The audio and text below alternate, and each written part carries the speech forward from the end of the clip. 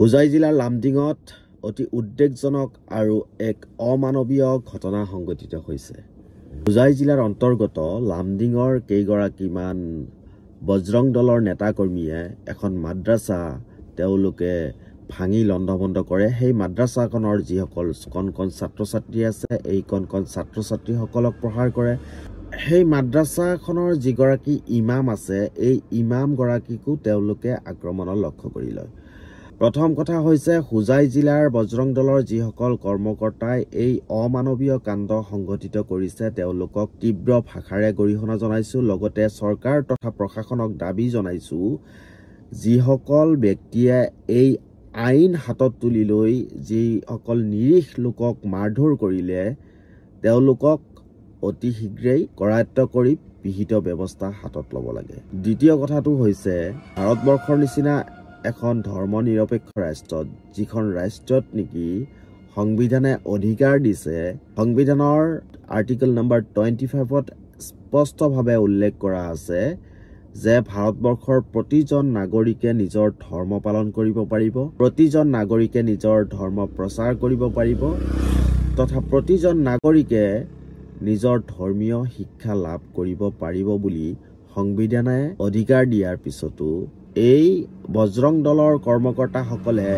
ক'ত অধিকাৰ পালে যে কোনোবা এখন ধৰ্মীয় শিক্ষানুষ্ঠানত ধৰ্মীয় শিক্ষা লৈ থকা মুহূৰ্তত তেওঁলোকক আক্ৰমণ কৰি লোৱাৰ অধিকাৰ তেওঁলোকক কোনে দিলে? বজৰং দল চৰকাৰৰ অংগ নহয়, যে বজৰং দল গৃহ বিভাগৰ কোনো এটা দায়িত্বত নাই যে ক'ৰবাত কিবা এটা অভিযোগ উত্থাপন হোৱাৰ লগে লগেই তাতে গৈ আক্ৰমণ কৰি লোৱাৰ অধিকাৰ কিন্তু বজৰং দলৰ কৰ্মকৰ্তাসকলৰ নাই।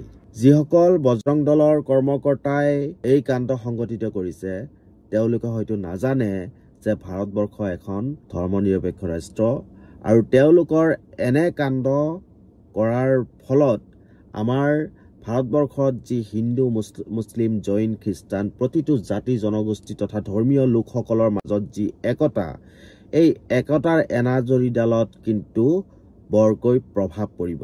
গতিকে যদি তাতে তেওঁলোকে যি অভিযোগ আনিছে, যদি তাতে জেহাদী শিক্ষা দিয়া হৈ আছিলে, তেওঁলোকে প্ৰশাসন তথা আৰক্ষীক জনাব লাগিছিলে। তেওঁলোকৰ দায়িত্ব আছিল সেই মুহূৰ্তত তেওঁলোকে প্ৰশাসনক জনোৱা, প্ৰশাসনক জনাই যি প্ৰশাসনে কি ব্যৱস্থা হাতত লয় এই কামখিনি তেওঁলোকে কৰিব লাগিছিলে। কিন্তু তাৰ পৰিৱৰ্তে তেওঁলোকে আইন হাতত তুলি ল'লে, কণ কণ ছাত্ৰীকো তেওঁলোকে প্ৰহাৰ কৰিবলৈ কিন্তু নেৰিলে।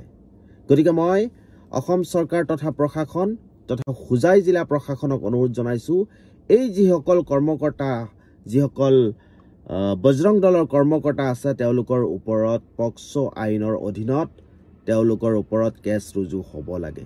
কাৰণ তাতে কণ কণ ছাত্ৰীও তাতে পঢ়ি থকা অৱস্থাত আছিলে, সেইসকলক তাতে গৈ তেওঁলোকে আক্ৰমণ কৰিছে। গতিকে মই প্ৰশাসনক অনুৰোধ জনাইছো, এক নিৰপেক্ষ তদন্ত কৰি তেওঁলোকক গ্ৰেফতাৰ কৰিব লাগে, আৰু যদি সেইগৰাকী ইমামে তাতে কোনো ধৰণৰ জেহাদী শিক্ষা দিছে, ইমামগৰাকীকো তদন্তৰ আওতাত আনিব লাগে। এৰাবিক ভাষাত এখন পবিত্ৰ কোৰাণ, সেই কোৰাণখন তেলাৱাত কৰোঁতে তাতে এৰাবিক ভাষাতে শিকাব লাগিব। হয়তো বজৰং দলৰ সদস্যসকলে নাজানে যে কি ভাষাত কোৰাণখন লিখা আছে, তেওঁলোকৰ সেইখিনি কমন চেন্স তথা জ্ঞান তেওঁলোকৰ নাই। গতিকে মই অসম চৰকাৰ তথা প্ৰশাসনক মই অনুৰোধ জনাইছো, এই ঘটনাটোৰ ওপৰত এক নিৰপেক্ষ তদন্ত হ'ব লাগে। নিৰপেক্ষ তদন্ত কৰি যিসকল দোষী আছে, এই দোষীসকলক অনতিপলমে গ্ৰেফতাৰ কৰি জেল হাজতলৈ প্ৰেৰণ কৰিব লাগে।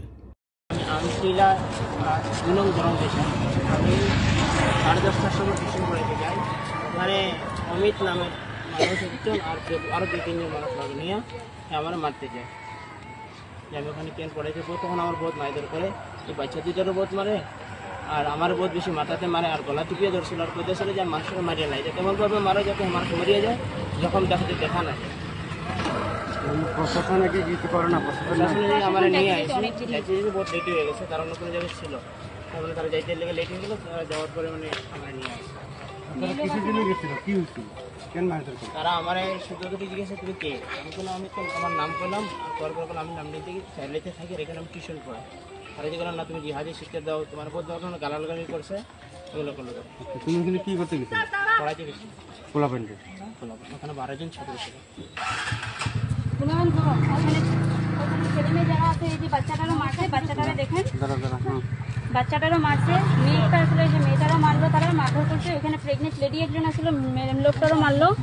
তো দেখি আপনি এই যে মেয়ে লোকটা প্রেগনেন্ট 8 মাসে, মেয়ে লোকটারও অনেক মারধর করছে, তারা পেটে লাত মারছে। মেয়ে লোকটা গেছে আমি প্রেগনেন্ট, আমার মারবেন না। তখন তারা জবাব দিল যে তোর পেটের থেকে তো জিহা দিয়ে আসবে লামডিঙে, তো এটা রাখার দরকার নাই, কোটা তার পেটে অনেক মারধর করছে। তারপরে এই যে উনি আসছিল, উনিরও মাথাত মারছে। তারা বলছে যে কাউরে এরকম স্পট করবে যেটা দেখা যায় না। জুনাবরা যখন জুনাবের যে হাতটা ভেঙে দিছে, জুনাবরা যখন মাথাতে বাড়ি দিতে গেছে তখন আমি জুনাবের উপর দিয়ে গিয়া মানে গিরাতে গেছি। তখন তারা মুখে মানে কইতেছে আর মারতেছে যে এরকম ভাবে মারবে যাতে তারা কেউ দেখাইতে না পারে, কিন্তু তারা ভিতরে ভিতরে যখন হয়ে তারা মারা যায়। তারপর যখন আমি ওদেরকে জিজ্ঞাসা করলাম যে তোমরা তো একবার আগে যদি ওয়ার্নিং দিতা যে তোমরা এখানে টিউশন পড়াইতে পারবে না, ওয়ার্নিংটা দিয়ে তারপর মারধর করতা। হওয়ার পর তারা বলছে তখন কি গরমি বাইরে গেছে নাকি? তখন আমার ভাইয়ে জিজ্ঞাসা করলো যে আমার তো গরমি বাইরে নেই, কিন্তু তোমরা মারধরটা না করে আগে ওয়ার্নিং দিতা, তারপরে যদি আমরা নেক্সট এই কামটা করতাম মারধর করলে ভালো লাগতো। ও আমার ভাইরে কইছে যে তোর মতো ছেলেরা আমি লামডিংয়ে ওপেন মার্ডার করে ফালাই রাখুন, তোরা মিয়ারা কি করবি আমরা দেখা নিব। যখন আমি ভাইরে ধরে মারতে গেলে তারা পুলিশ আসছিল সামনে গাড়িতে করে নিয়ে, পুলিশ গাড়িতে, তখন ভাইরে ওরা ভেটিতে ধরতে মারতে, তখন আমি মধ্যে গেলাম। মধ্যে যাওয়ার পর ভাইরে আমি ছোটানোর পর আমি ওরে ধাক্কা দিলাম যে তোমরা কেন মারধর করতেছো, এখন তো পুলিশ আছে, তোমাকে অসুবিধা কি? আমগো অসুবিধা, তোরা মিয়া লামডিংয়ে থাকতে পারবি না। তখন আমি ওদেরকে বললাম যে তোমরা লামডিংয়ে সাইনবোর্ড লাগাই দাও যাতে লামডিংয়ে মিয়া থাকতে না পারি, আইনের প্রশাসনের তোমরা ব্যবস্থা নাও, লামডিং দিয়ে মিয়া খেদাতে তোমরা যেরকম মারধর করে মিয়া খেদাইতে পারবে না। আর যদি মারধর করতে লাগে সব মিয়া একলগে ডাইকা নিয়ে তোমরা লাইন করে দাঁড়া করে গুলি করে মেরে দাও। তখন তারা বলছে এগুলো সব ব্যবস্থা মাত্র শুরু হয়ে হয়েছে, তবু টেলার দেখা যাচ্ছে ব্যবস্থা তো হতো এই হয়ে তারা পুলিশ করো। এটা তো শুরুয়াত। দেখলাম তারা মারধর কথা, তখন আমি বলছি স্যার আপনার কি হয়েছে? স্যারে বললো কি সে আমরা এখানে কি করা হয়? আমি বলছি দেখেন স্যার এখানে বাচ্চা 2টা পড়ানি হয়, আমাদের মাদ্রাসা পড়া, স্কুল নেই স্কুলে পড়াইতে পারো না নাকি? আমি বলছি না স্যার স্কুলে তো পড়ায়, আমাদের বাচ্চাগুলো সব বিষয় কই স্কুলে পড়ায়? আমি বলছি হ্যাঁ আমাদের বাচ্চাগুলো বিয়ে পর্যন্ত পড়ছে, ও বিশ্বাসও করেন। আমি যে আপনারা কি বিশ্বাস করবো? আপনারা জিজ্ঞাসা করেন, আমরা মাস্টার রাখছি, একটা বাচ্চার পিছনে 2-3টা মাস্টারে পড়াইতেছে মাস্টারে, কয় না এটা হইতে পারে না, মাদ্রাসা পড়া কি লেগে পড়াও তোমরা? আমি বলছি দেখেন আমরা তো নমাজ পড়তে লাগে, আমাদের নমাজ পড়বার জন্য আমরা 2-3টা মানে সূরা কালাম শিখেই লাগে না, মানেই না। হেরে ওদের চশমালাটা কোনো কিছু বললো না, ছোট বাচ্চাগুলো ছেলেগুলো আমার হাত ধরে টাই না পুরো আমার এখানে পুরো একদম ভালাই, এই যে এখানে আটু সাটু পুরো একদম ইস্যু করে দিছে, মানে কইতেই চান দিল। আমি বললাম নামটা কি? হাসিনা বেগম। আমি বললাম যে তোমরা যে স্কুল পড়াইছো তাদের তোমরা কি লেগে এত শিক্ষা দিছো? এত ছোট ছোট বাচ্চা 15 বছর 14 বছরের বাচ্চা, আমি তারা কি করে? আমাদের বাচ্চা যদি এরকম বলতো আমরা বাচ্চার জবাব মারতাম, কেন কি এরকম কেন করে? আমি তো একটা বড় জন্য ওকে না এটা হবে না, তোমরা কি শিক্ষা দাও? আমরা চুর করি, মুরগি চুর করি, মুসলমানে মুরগি চুর করে, তোমার দম ফালায়, সব মুসলমানে মিলে মাদ্রাসা পড়ে বলে এগুলো করায়।